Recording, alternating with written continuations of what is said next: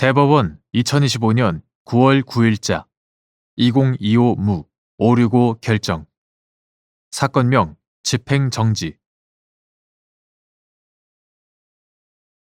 1. 법원이 학교폭력 예방 및 대책에 관한 법률 제17조의 4 행정소송규칙 제10조의 2에 따라 피해 학생 또는 그 보호자의 의견 청취 절차를 거쳐 학교폭력 관련 조치에 대한 집행정지 결정을 한 후에 동일한 학교폭력 관련 조치에 대하여 별도의 의견 청취 절차를 거치지 않고 다시 집행정지 결정을 할 수 있는지 여부, 원칙적 적극 및 이는 하급심 법원이 의견 청취 절차를 거쳐 집행정지 결정을 한 후 상급심 법원에서 다시 집행정지 결정을 하는 경우에도 마찬가지인지 여부, 적극 학교폭력 예방 및 대책에 관한 법률 이하 학교폭력 예방법이라 한다. 학교폭력 예방법 제17조의 4 제1항 본문 제4항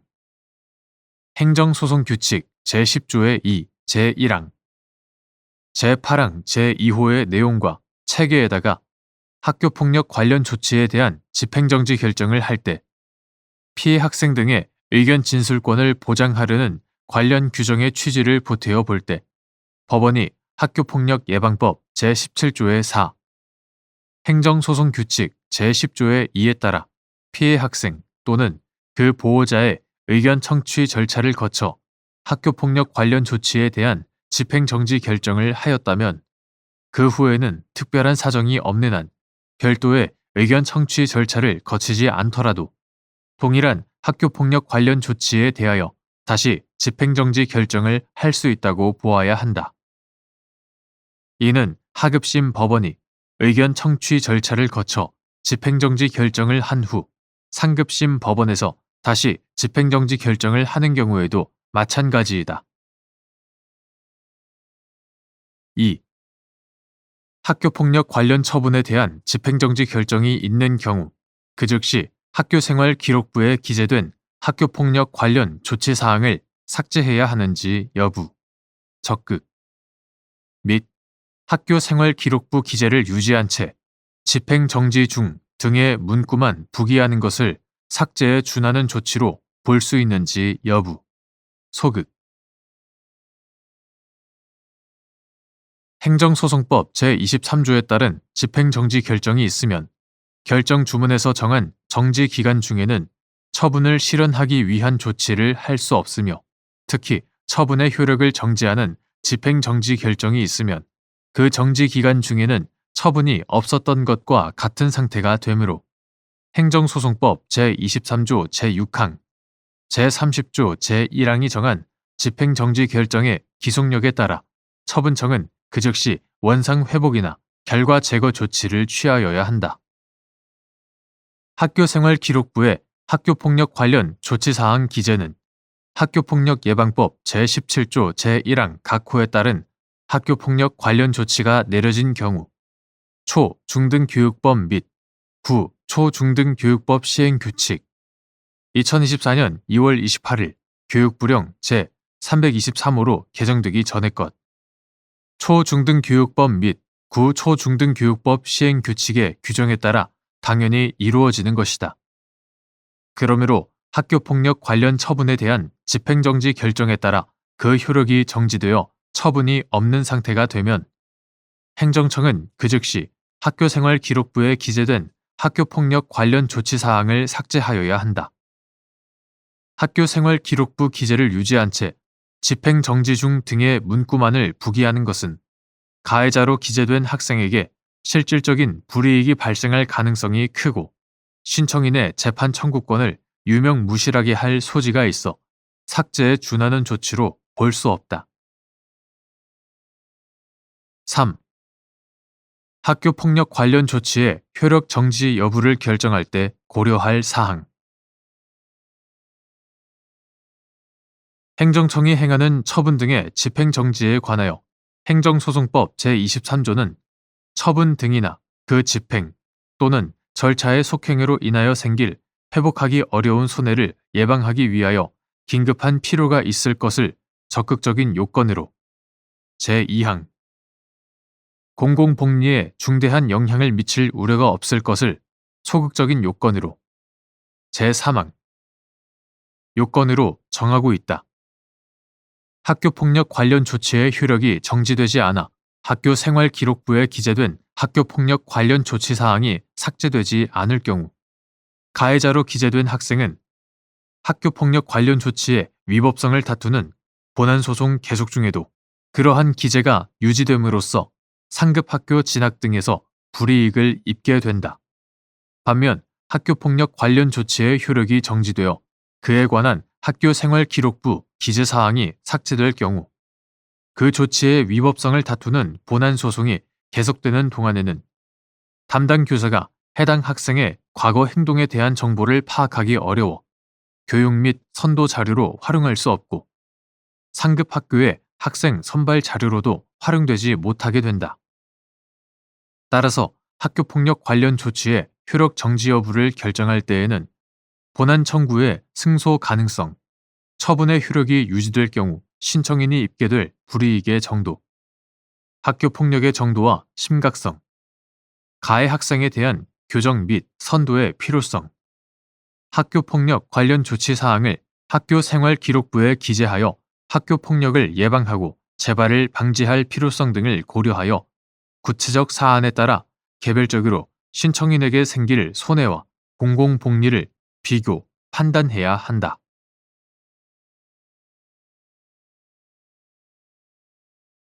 대법원 2025년 9월 11일 선고 2024-2-34276 판결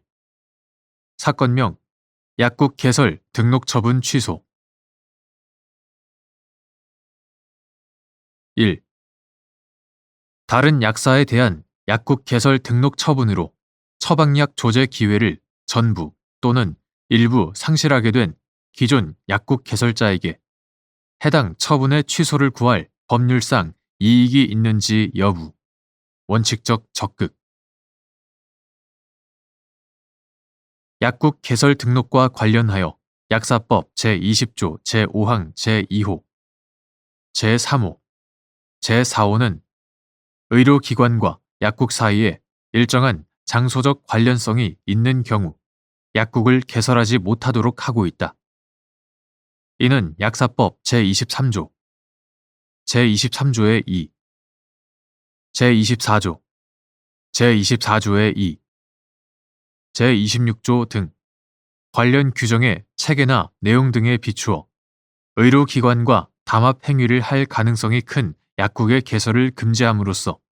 의료기관의 처방전에 대한 인근 약국 개설자들의 접근 기회가 공정하게 배분되도록 하고 나아가 인근 약국 개설자가 약사법이 정하는 바에 따라 의료기관으로부터 독립하여 조제 업무를 수행할 수 있도록 하는 취지도 있다. 따라서 의료기관의 처방약 조제 기회를 공정하게 배분받을 기존 약국 개설자의 이익은 약국 개설 등록 처분의 근거 법규 및 관련 법규에 의하여 보호되는 개별적, 직접적, 구체적 이익이라고 할 수 있다. 그러므로 다른 약사에 대한 약국 개설 등록 처분으로 인하여 조제 기회를 전부 또는 일부라도 상실하게 된 기존 약국 개설자는 특별한 사정이 없는 한 해당 처분의 취소를 구할 법률상 이익이 있다. 2. 신규 약국 개설 등록 처분으로 인해 의료기관의 처방약 조제 기회를 공정하게 배분받을 기존 약국 개설자의 이익이 침해될 우려가 있는지 판단하는 방법. 신규 약국 개설 등록 처분으로 인해 의료기관의 처방약 조제 기회를 공정하게 배분받을 기존 약국 개설자의 이익이 침해될 우려가 있는지를 판단할 때에는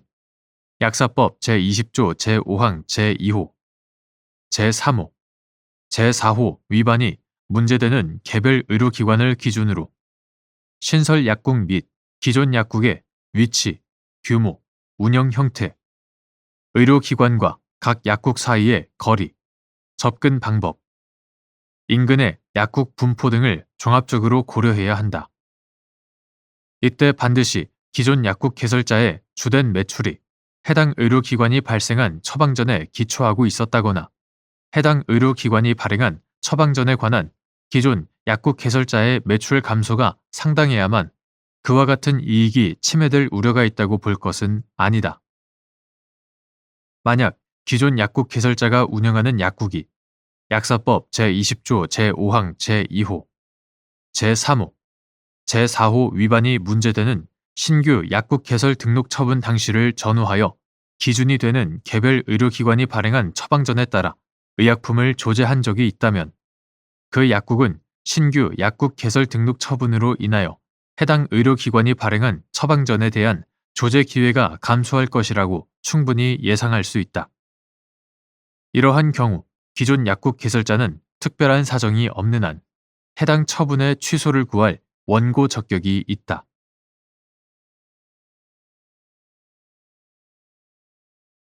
대법원 2025년 9월 11일 선고 2024-2-49933 판결 사건명 이행명령 처분 취소 국토의 계획 및 이용에 관한 법률 제135조 제1항 제1호에 따라 이전하는 도시, 군 관리 계획에 관한 권리, 의무에 사업 시행자의 지위가 포함되는지 여부, 소극. 국토의 계획 및 이용에 관한 법률, 이하 국토계획법이라 한다. 국토계획법 제86조 제5항, 제7항, 제133조 제1항 제15호의 2, 제135조 제1항 제1호 9. 국토의 계획 및 이용에 관한 법률 시행령 2025년 7월 1일 대통령령 제35628호로 개정되기 전의 것 이하 9. 국토계획법 시행령이라 한다. 9. 국토계획법 시행령 제96조 제1항, 제2항의 체계와 내용 등을 종합해 보면 국토계획법 제135조 제1항 제1호에 따라 이전하는 도시, 군 관리 계획에 관한 권리, 의무에 사업 시행자의 지위는 포함되지 않는다고 보아야 한다. 구체적인 이유는 다음과 같다. 첫째, 국토계획법 제135조 제1항 제1호에 사용된 문헌의 객관적인 의미를 고려할 때 토지 또는 건축물에 관한 소유권이나 그 밖의 권리의 변동과 동시에 승계인에게 이전되는 권리, 의무는 그 토지 또는 건축물에 관하여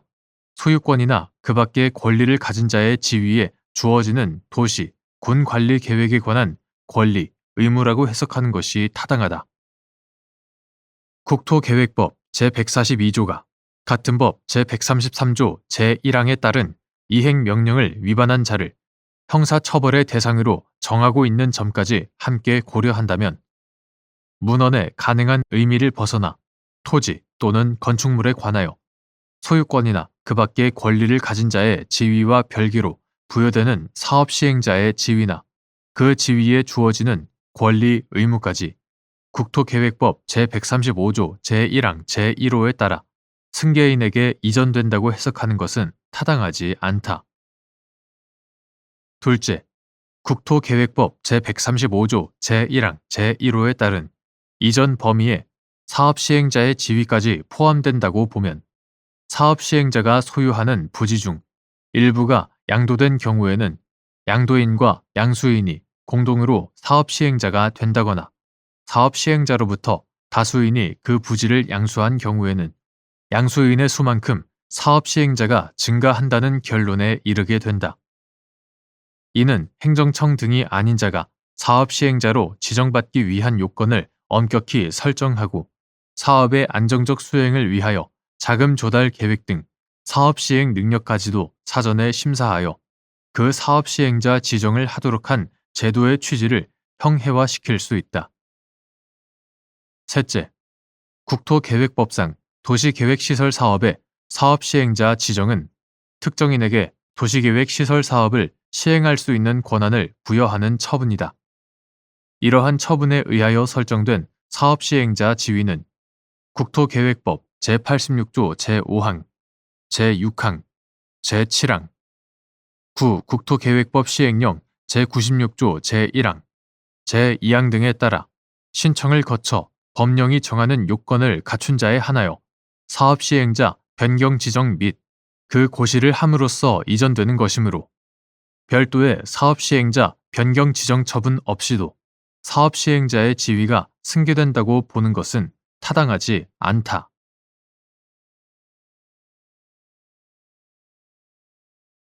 대법원 2025년 9월 11일 선고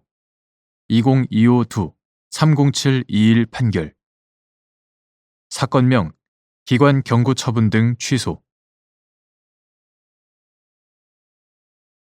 1.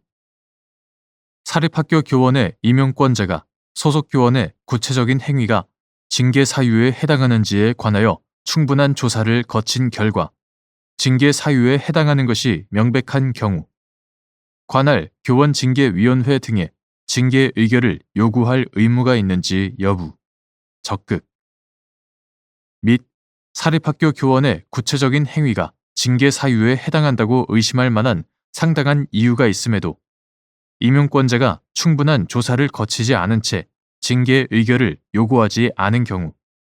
사립학교법상 징계 의결 요구 의무를 위반한 것인지 여부, 적극 사립학교법 제61조 제1항, 제64조, 제66조, 제70조의 5에 따르면 사립학교 교원 또는 사무직원이 징계 사유에 해당할 때에는 해당 교원 또는 사무직원의 임용권자는 미리 충분한 조사를 한 후 관할 교원징계위원회 또는 징계위원회에 징계 의결을 요구해야 하고 해당 교원징계위원회 또는 징계위원회는 임용권자로부터 징계 의결 요구가 있는 경우에 징계 여부 및 징계 양정에 관하여 심의, 의결을 해야 하며 임용권자는 원칙적으로 그 심의, 의결 결과에 따라야 한다. 위와 같은 사립학교 교원 등에 대한 징계 관련 규정의 내용에다가 이러한 관련 규정의 입법 취지가 임용권자의 자의적인 징계 운영을 견제하려는 데 있는 점까지 보태어 보면 사립학교 교원의 임용권자는 소속 교원의 구체적인 행위가 징계 사유에 해당하는지에 관하여 판단할 재량은 있지만 충분한 조사를 거친 결과 그 행위가 징계 사유에 해당하는 것이 명백한 경우에는 관할 교원징계위원회 또는 징계위원회에 징계 의결을 요구할 의무가 있다고 보아야 한다. 또한 앞서 살핀 입법 취지 등에 비추어 보면 사립학교 교원의 구체적인 행위가 징계 사유에 해당한다고 의심할 만한 상당한 이유가 있음에도 불구하고 해당 교원의 임용권자가 충분한 조사를 거치지 않은 채 징계 의결을 요구하지 않은 경우에는 위와 같은 법령상의 징계 의결 요구 의무를 위반한 것으로 평가할 수 있다. 2. 사립학교법 제27조에 따라 준용되는 민법 제61조에서 정한 선량한 관리자의 주의의 의미 및 학교 법인의 이사장이 소속 교원의 징계 혐의에 대하여 충분한 조사를 거친 결과 그 행위가 징계 사유에 해당함이 분명해졌음에도 징계 의결을 요구하지 않거나 사립학교 교원의 구체적인 행위가 징계 사유에 해당한다고 의심할 만한 상당한 이유가 있음에도 충분한 조사를 거치지 않은 채 징계 의결을 요구하지 않은 경우 선량한 관리자의 주의 의무를 위반한 것인지 여부, 적극 사립학교법 제19조 제1항은 이사장은 학교 법인을 대표하고 이 법과 정관에 규정된 직무를 수행하며 그 밖에 학교 법인 내부의 사무를 총괄한다 라고 규정하고 있고 사립학교법 제27조에 따라 준용되는 민법 제61조는 이사는 선량한 관리자의 주의로 그 직무를 행하여야 한다 라고 규정하고 있다. 여기서 선량한 관리자의 주의란 보통의 주의력을 가진 행위자가 구체적인 상황에서 통상 가져야 할 주의의 정도를 말하는 것이다. 그러므로 학교 법인의 이사장이 소속 교원의 징계 혐의에 대하여 충분한 조사를 거친 결과 그 행위가 징계 사유에 해당함이 분명해졌음에도 징계 의결을 요구하지 않는다면 이는 선량한 관리자의 주의 의무를 위반한 것으로 보아야 한다. 또한 사립학교 교원의 구체적인 행위가 징계 사유에 해당한다고 의심할 만한 상당한 이유가 있음에도 불구하고 학교 법인의 이사장이 충분한 조사를 거치지 않은 채 징계 의결을 요구하지 않은 경우에도 위와 같은 선량한 관리자의 주의 의무를 위반한 것으로 평가할 수 있다. 3. 갑 학교 법인이 설치 운영하는 고등학교 교감을과 사무직원이 관할 검찰청, 경찰서, 감사원에 전 교장 병과 교사 정에 관한 비위사실조사 협조 요청 공문을 보내 그 결과를 회신받은 사실에 대하여 정이 문제를 제기하고 서울특별시 교육청에 민원을 제기하자 서울특별시 교육청이 위 행위는 개인정보보호법, 사립학교법 등을 위반한 비위 행위에 해당하고 이를 알았음에도 관련자들에 대한 징계 의결 요구를 하지 않아 선량한 관리자로서 주의 의무를 다하지 못하였다는 이유로 갑 법인에 대하여 기관 경고 처분을, 이사장인 무에 대하여 경고 처분을 한 사안에서 사립학교 교원인 을의 위 행위가 개인정보보호법 제15조 제1항을 위반하여 개인정보를 처리한 경우에 해당한다면 사립학교법 제61조 제1항 제1호에서 정한 징계 사유에 해당하고 갑 법인과 이사장 무가 위 행위와 관련하여 소속 교원인 을에 대하여 징계 의결 요구를 하지 않은 것은 사립학교 교원의 임용권자인 학교 법인의 법령상 징계 의결 요구 의무 및 학교 법인 이사장의 선관 주의 의무를 위반한 것으로 평가할 여지가 크다고 한 사례.